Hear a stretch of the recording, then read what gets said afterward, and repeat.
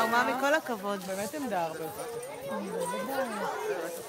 בטח, שלא נגיד השמש. שתי הבנות הנוספות, שעה וחצי של בייביסיטר אצל הסבתא.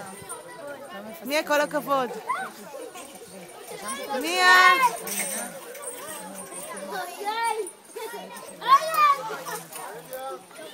כל הכבוד, מיה. יש פה איזה ילד אחד שנפל.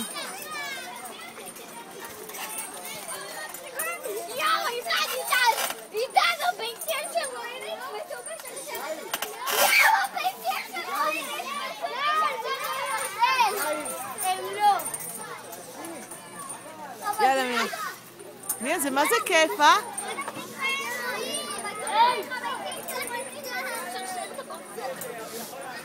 יאללה, אולי בוא נעטיף לי. את יודעת איך רועי נפל?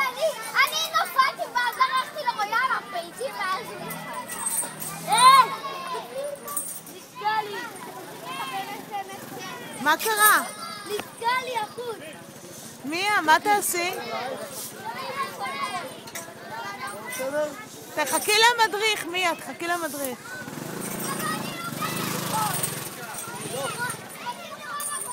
לא, נסגה לי פשוט החוץ. יופי, מיה. אתה הפיל אותי. אני אצלם, אני אצלם. אני גם מצלמת את הבן שלך. רגע, נמשיך הלאה. וואו, איזה כיף, מיה?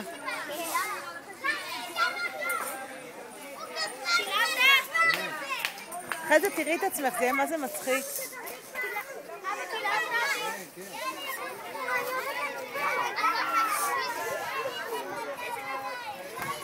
יופי. אני אעשה פשוט טאוטה.